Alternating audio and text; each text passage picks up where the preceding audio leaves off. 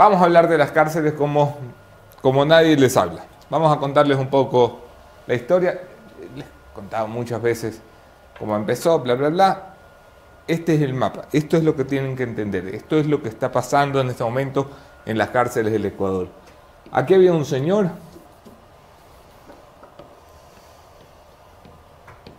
llamado Jorge Luis Zambrano. Era el líder de los choneros. Rasquiña le llamaban. Era la cabeza de una estructura que dominó durante más de una década el crimen organizado del Ecuador. Jorge Luis Zambrano empezó como un ladrón de celulares, luego como un sicario y terminó convertido a su ingreso en las prisiones como el gran caporal de las prisiones del Ecuador. Fue capaz de lograr lo que el Estado no lograba. A Jorge Luis Zambrano, a Rasquiña, JL, se le atribuye el que las prisiones del Ecuador hayan estado pacificadas, es un término inexacto, yo diría lejanas de la violencia extrema que estamos viviendo. Fue asesinado el 20 de diciembre del 2020. La estructura que manejaba JL era más o menos la siguiente. Aquí estaba alias Fito, Adolfo Macías. Aquí estaba alias Javi, él está en libertad. Ellos eran los encargados de la operación logística. ¿Qué es logística? Pues servir para las conexiones internacionales, sobre todo del narcotráfico, aunque ninguno fue condenado por estos temas en realidad. Fito hoy cumple sus últimos años en prisión por la fuga de La Roca. Fue uno de los 18 que se fugó de La Roca y fue recapturado. Ellos eran de los más cercanos hacia JL. Aquí hay un señor llamado alias Junior Roldán. Junior no era chonero, pero se acerca mucho a JL y tiene una amistad muy cercana con el líder de los choneros porque lo conoce en prisión. Tal es el nivel de amistad y de confianza con JL que JL le encarga ser el brazo armado de los choneros. Junior era un sicario famoso que controlaba sobre todo la zona de La Troncal. Está en prisión por muerte, por asesinato, y llegó a controlar toda la parte armada.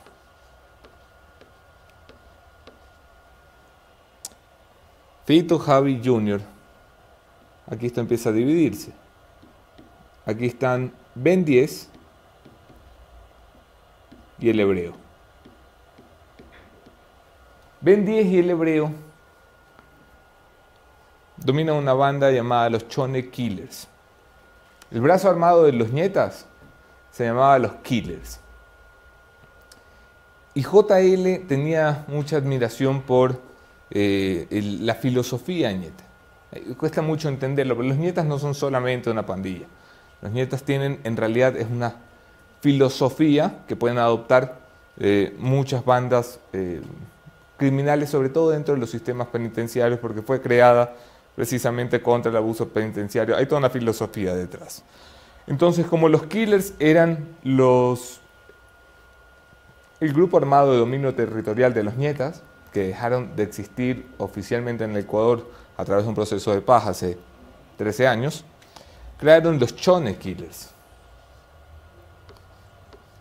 Los Chone Killers tienen gran influencia en Durán, en Guayaquil, en la zona 8 en general, y son los de dominio territorial. Ellos controlan muchas de las esquinas. Por acá está el comandante Willy, que es un ex guía penitenciario. Esto es maravilloso. El tipo era guía penitenciario, pero luego se hace parte de los choneros y controla su propia organización, que se llama Los Tiguerones.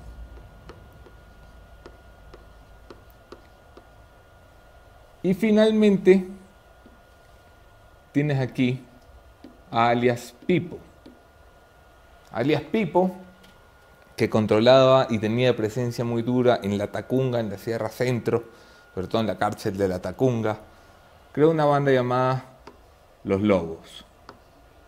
¿Ok? A ver, Hasta aquí la estructura, ¿no? Vamos todos estando un poquito claros.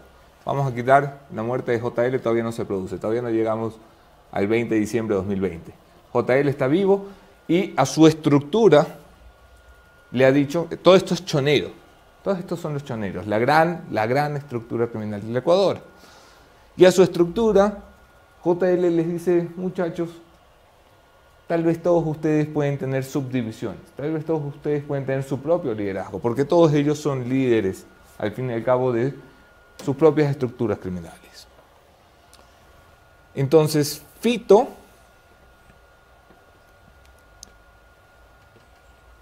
crea los Águilas, Junior crea los Fatales, y eso ya les he contado, Chone Killers, Tiguerones, Lobos. Esta es la estructura básica para entender qué pasa, ¿no? Todos ellos convivían pacíficamente porque todos eran choneros. Y todos ellos tenían una organización que había dividido JR para una convivencia más o menos pacífica.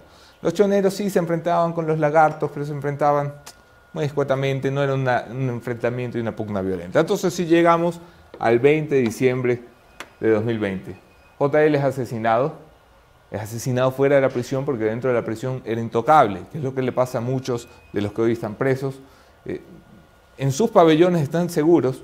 El problema es cuando salgan a la calle o el problema es cuando se les ingresa a los pabellones. A la muerte de JL, las cosas en las cárceles empiezan a cambiar. Y empiezan a cambiar porque se instaura una cultura que muchos llaman una cultura de extorsión.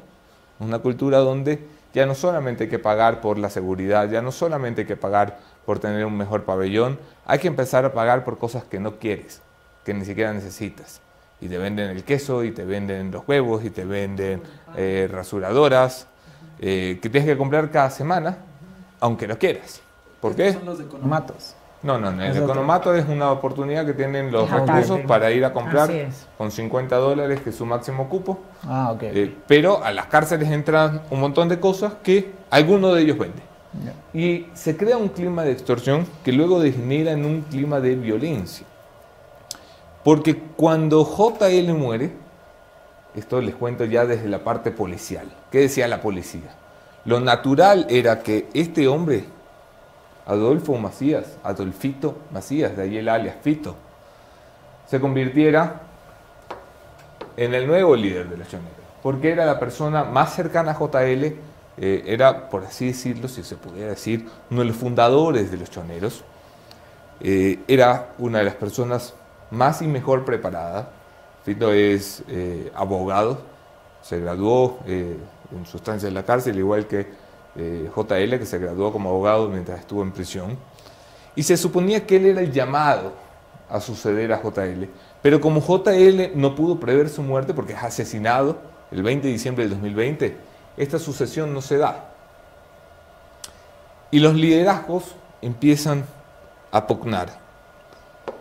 Fito y Junior, que están en la regional, ya les voy a explicar eso, hacen una alianza, podemos decir. Son compas. Es decir, trabajan en conjunto. Se tienen confianza el uno al otro. Mucha confianza el uno al otro. Junior, a quien muchos de sus colegas describen como una persona sanguinaria, como una persona capaz de crear atentados, empieza a tener problemas con los demás. O los demás empiezan a tener problemas con él. Junior tiene un liderazgo fuerte. Una persona que se está educando en la prisión, aprendió a leer y a escribir en la prisión, es abanderado, de hecho. Que yo siempre digo que jodido tiene que ser el tribunal de tesis de JL o de Fito, de alguno. ¿Cómo le dices a JL que su tesis no te gusta? Pero más allá de la broma, que no estamos para bromas ahorita, lo que sucede es que Ben 10 y el hebreo, el comandante Willy, Pipo, a quien a Pipo la policía lo da por muerto. Su sucesor se llama alias Esteban. O sea, si lo da por muerto es porque ¿Ya está confirmado? Se presume muerto. Se presume. Se presume, ese es el término oficial que usa la policía. Se presume muerto. Después de esta última masacre. No, desde febrero. Hubo una fotografía en la que se presumía que ese era el cuerpo de alias Pipo. Ok, ¿qué sucede? Estos que están en naranja hacen igual que Fito y Junior, se vuelven compas y hacen una sola unidad. ¿Y qué sucede? Que muchos de ellos, en realidad lo que quieren, y lo voy a decir así clarito, lo que muchos de ellos quisieran es acabar con este señor. ¿Cómo lo sabemos? ¿Cómo podemos presumirlo? Porque los drones que estallaron en la penitenciaría hace 15 días, estalló uno, fueron 3 drones, los otros 2 fueron bajados por los reclusos que salieron con fusiles a bajarse los drones. Estalló uno que dejó un hueco en las vigas de la cárcel enorme, y ese hueco en las vigas de la cárcel enorme, adivinen a qué pabellón fue. Al pabellón de la regional, donde tiene su celda el señor Junior, alias Junior. Era evidentemente un intento de asesinato contra Junior, que se convirtió luego en un mensaje porque no tuvo éxito, pero era un intento de asesinato. Y entonces quienes hemos estado tratando de seguir la historia del mundo criminal entendimos que esto había pasado de una confrontación a una guerra. Y sabíamos, no cuándo ni cómo, que algo como lo que ocurrió antes de ayer era muy posible que ocurriera. La guerra entre ellos, ¿por qué se da? La policía tiene una tesis. Yo le cuento la tesis de la policía. La policía dice, déjame borrar esta línea porque nadie se me confunda. La policía dice que esta estructura de aquí, Chone Killers, Tiguerones y Lobos, confluyen en 4 letras. Estas 4 letras son Cartel Jalisco Nueva Generación.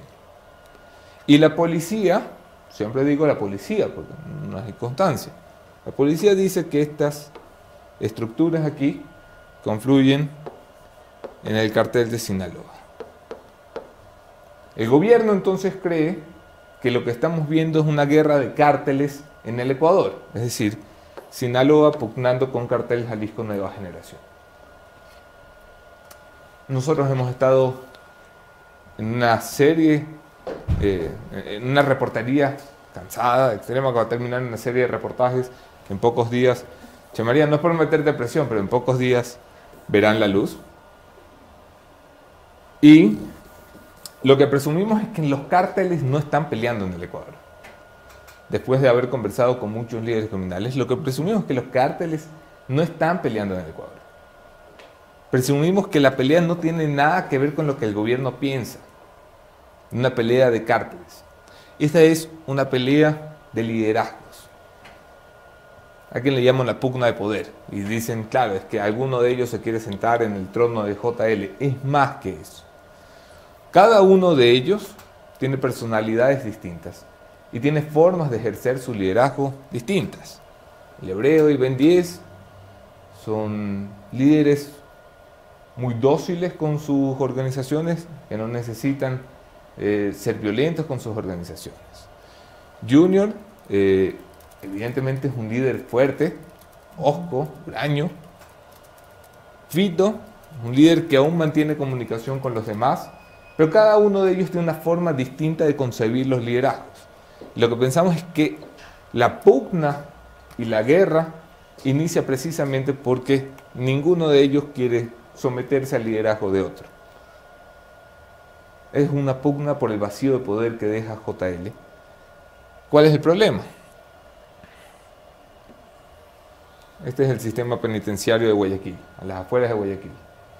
Aquí está la penitenciaría del Litoral, aquí está la Roca, aquí está la Regional. ¿Ok? Vamos a poner aquí Peni, Roca, Regional. ¿Por qué les cuento esto? Y esto es importante, pongan atención aquí. La penitenciaría tiene 12 pabellones. Cada pabellón es controlado por una banda delictiva. controlado absolutamente, ¿no? O sea, aquí no entra ni María Santísima si no le pide permiso, si no les abren la puerta. La Roca está vacía. La Roca es la prisión de máxima seguridad del Ecuador. Es donde se puede detener a los delincuentes más peligrosos del Ecuador. Está vacía. Vacía. La Roca no existe. La están readecuando y uno de los planes demorados y tardíos del gobierno es rehabilitar La Roca. En la regional hay unos pabellones en máxima seguridad. Están controlados por Fito Jr. Aquí no está caliente la zona. ¿Por qué? Porque la totalidad de los pabellones en máxima seguridad lo controlan personas aliadas. ¿Dónde está el problema? En que en la Penny tenemos presencia de estos por aquí, de estos por acá, de estos por aquí, de estos por acá. Entonces en la Penny conviven no solamente 12.000 personas, sino 10 distintas bandas organizadas, porque algunas controlan 2 pabellones. Y esas 10 distintas bandas organizadas, evidentemente, tienen el control de la cárcel, y si tienen el control de la cárcel, tienen el control de abrir la puerta del pabellón, salir del pabellón y entrar a otro pabellón a matar. Hay un audio, Chamaría, si me ayudas con el audio que te he pasado desde el día del motín que sucedió hace 48 horas.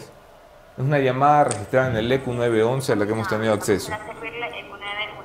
Por favor, señorita, todo esto lo estaba provocando ese señor Minota. Y aquí yo quisiera que me espere un ratito para que usted escuche las balaceras. No. ¿Mande? ¿Minota es otro PPL? Es el señor, él nos quiere hacer maldad aquí. Estamos aquí arriba, estamos... ¿Es otro PPL? Sí. Ese es el alias de él. Sí, señorita, por favor, mande la ley, por favor, se nos quieren meter, por favor. Sí, caballero, como le indico, ya las unidades están tomando procedimientos. Estamos para servirle el 911. Mire, escúcheme. Alexi Minota Quiñones. Esa es la persona que nos quiere hacer la maldad. Quiñones, esa es la que nos quiere hacer la maldad, por favor, señorita.